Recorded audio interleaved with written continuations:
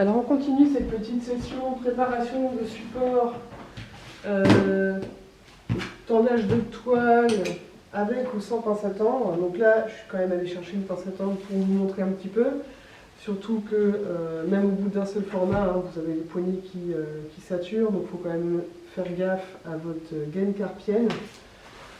Donc on s'allège, on prend une pince à tendre, mais on reste très vigilant et à la force qu'on va mettre en tirant et au bruit que la toile va faire lorsque je vais tirer dessus. Donc vous voyez cette petite cale là, cette petite butte, ce petit angle droit, celui-là, c'est celui qui va contre le bois. Donc en fait, on va tirer la toile et on va tendre comme ça. Donc j'espère que vous voyez bien. Là, je la serre. Vous voyez à quel niveau je la serre?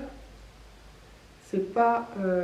là, on est beaucoup trop loin, donc il faut gérer un petit peu. Vous mettez, mettons, à 5, entre 2 et 5 mm par rapport au bois.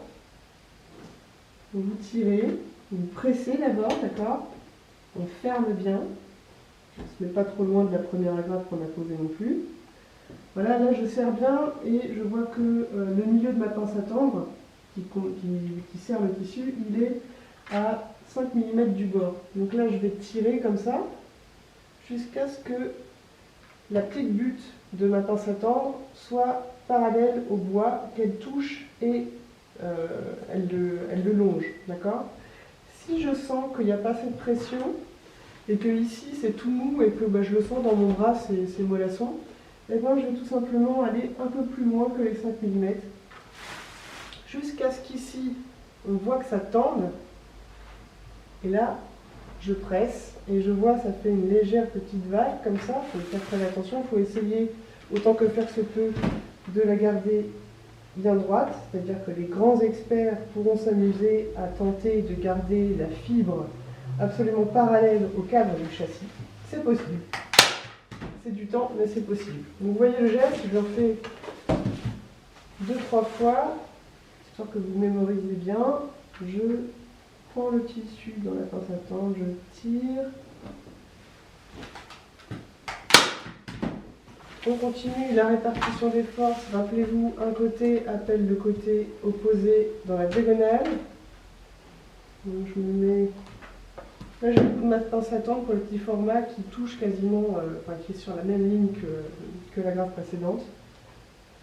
C'est un bon truc aussi d'utiliser des agrafes qui ne soient pas trop profondes. Vous voyez que je me suis bien embêtée à enlever les agrafes définitives qui sont assez longues. Là, pour celle-ci, on a pris des agrafes plus courtes. C'est pratique dans le sens où, alors sauf si vous devez tendre vraiment à l'excès votre format, mais l'avantage, c'est que si vous avez un problème de cadrage, vous pouvez le déchasser plus simplement. Et l'autre truc, c'est que pour voir si vous êtes réglementaire par rapport à votre pression et que c'est la même, la grappe précédente risque de se soulever un petit peu. Donc quand vous tirez, si vous voyez que ça soulève la grappe d'avant, ça veut dire que vous tirez un petit peu trop. Donc c'est un bon point de repère aussi. Donc là ça plisse un peu, je peux tirer un peu ma pince à tendre vers l'angle que je veux terminer. Et je continue à répartir mes forces.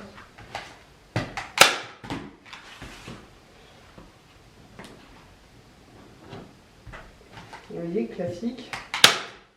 Là je m'emballe et du coup mon agrafe d'avant s'est enlevée. Je peux la remettre. C'est pas très grave parce que c'est l'agrafe du milieu, c'est un petit peu l'agrafe repère. Souvent, au fur et à mesure de l'enchâssage, on a tendance à se rendre compte que les 4 premières agrafes qu'on a mises ne sont pas assez tendues. C'est fréquent, c'est normal. Il ne faut pas avoir peur de la faire sauter rapidement. Voilà, donc ça je le terminerai plus tard. J'ai préparé d'autres choses à vous montrer parce que vous voyez que c'est quand même assez laborieux. Une fois que vous aurez mouillé un châssis, vous n'allez pas attendre 8 heures que ça sèche pour commencer votre peinture. Donc le mieux c'est d'en faire plein. Donc vous en préparez en chaîne. Vous pouvez faire des châssis, vous pouvez faire des planches. Alors nous on n'avait plus beaucoup de toile, du coup on a cherché un petit peu à la cave tous les morceaux de bois qu'on pouvait trouver. On a la vieille caisse de vin. Et je vais vous montrer un petit peu ce que ça pourrait donner. C'est-à-dire que on peut préparer tous les bois pour peindre dessus. Et un contreplaqué noyé, pas mal du tout, des anciennes planches à peindre, je suppose, une caisse à vin. Même ça peut être réparable, hein. Il suffit de le scier un peu et il y a un gros boulot de ponçage, mais c'est pas grave. Pour poncer votre bois, s'il est très abîmé, du genre comme ça, vous prenez un grain épais. Ça, c'est du 120, c'est même pas encore assez épais. Vous en prenez du plus épais. Et plus vous allez avancer dans le travail, donc je ponce beaucoup, j'enlève toutes les petites différences là. Pour avoir un support lisse, vraiment j'essaie de réégaliser ma planche comme on redresse un mur. Pour avoir un support plat, net. Okay. Une fois qu'il sera égalisé, je vais mettre une première couche de colle de peau. La colle de peau, qu'est-ce qu'elle va faire? Elle va hérisser un petit peu, parce qu'elle contient quand même de l'eau, elle va hérisser la fibre du bois. D'ailleurs, quand vous imprimez des planches de bois pour faire des estampes de bois gravé, vous allez imprimer une gravure réalisée sur un support en bois.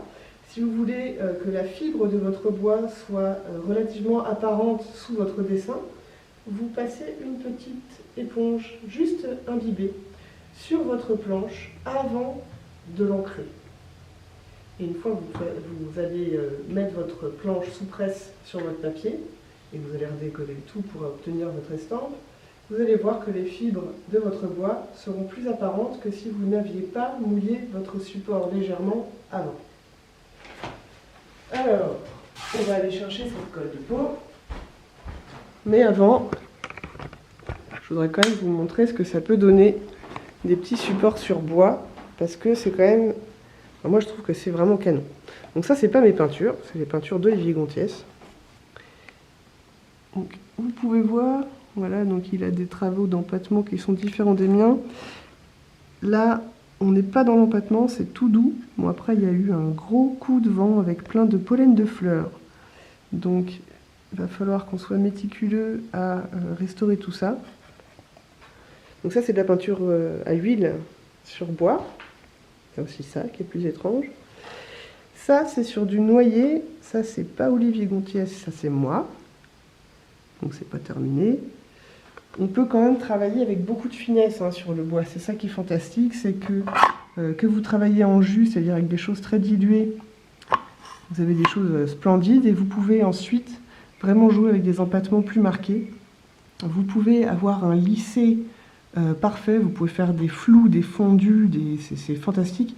Vous pouvez travailler aussi bien le détail isolé que le grand fondu, aussi bien la couleur très diluée que la couleur empâtée. Vraiment, moi je conseille le bois énormément. Surtout un bois du coup bien préparé, très lisse. Voilà, donc ma colle de peau, eh ben mince, il va falloir la remettre un petit peu au chaud. Elle a déjà recailloté. À tout à l'heure.